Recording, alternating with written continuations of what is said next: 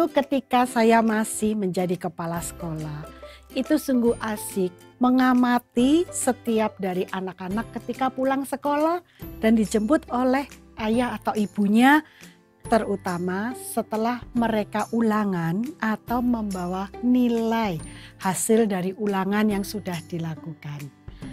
Tidak jarang ketika anak itu, "Mama, Mami, aku dapat 10." Langsung maminya bilang, "Wah, ini anak mama," gitu ya. Tetapi ketika anak ini cemberut, "Mam, aku hanya dapat 6." Atau bahkan aku dapat nilai jelek 6. Maminya langsung bilang, "Ini bukan anak mami. Mami kecewa, mami sedih." Ya, ini hal yang wajar. Saya tidak menyalahkan Anda semua sebagai orang tua untuk kecewa dan untuk mengungkapkan kekecewaan ketika anak itu gagal.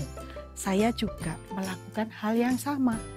Namun setelah sekarang anak-anak saya besar, setelah mereka harus apply beasiswa dan tidak langsung mendapatkan, saya baru menyadari bahwa Tuhan mengizinkan kita gagal.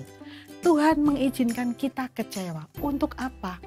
Karena dengan demikian kita akan belajar untuk menerima kegagalan itu.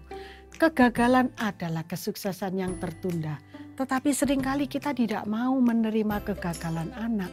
Kita mengatakan ketika kamu berhasil itu anak mami. Tapi ketika kamu gagal, kamu bukan anak mami. Padahal kegagalan itu diperlukan bagi anak kita. Untuk apa? Untuk ketika dalam hidup ini dia harus menerima kegagalan, dia tidak hancur. Jadi terimalah anak dengan kegagalannya sebagai satu paket. Anak kita adalah anak kita. Sama seperti kita. Kita tidak selalu berhasil dalam pekerjaan. Kita tidak selalu sukses dalam usaha kita. Tetapi kita ingin diterima apa adanya. Demikian bukan?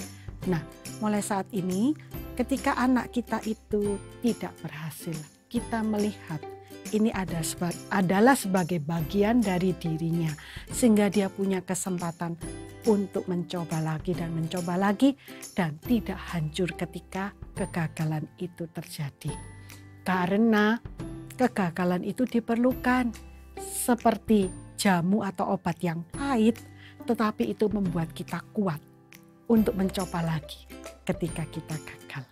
Karena seorang anak itu keberhasilannya bukan hanya apa yang terungkap dari apa yang dia terima sekarang. Tetapi usaha di balik itu sangat penting artinya. Jadi walaupun dia gagal, dia sudah melakukan usaha yang terbaik. Itu yang lebih penting. Mari kita sebagai orang tua dan guru mengapresiasi hal ini. Ketika anak-anak kita gagal, kita katakan tidak menjadi masalah. Besok masih ada hari, kita bisa mencoba. Yang terpenting adalah kamu melakukan yang terbaik. Dan itu saya tulis juga di dalam buku ini. Cari lebih tahu tentang detail dan lengkapnya di dalam buku ini. Selamat menjadi orang tua yang bisa menerima kegagalan sebagai kesuksesan anak yang tertunda, sebagai jalan untuk meraih sukses juga.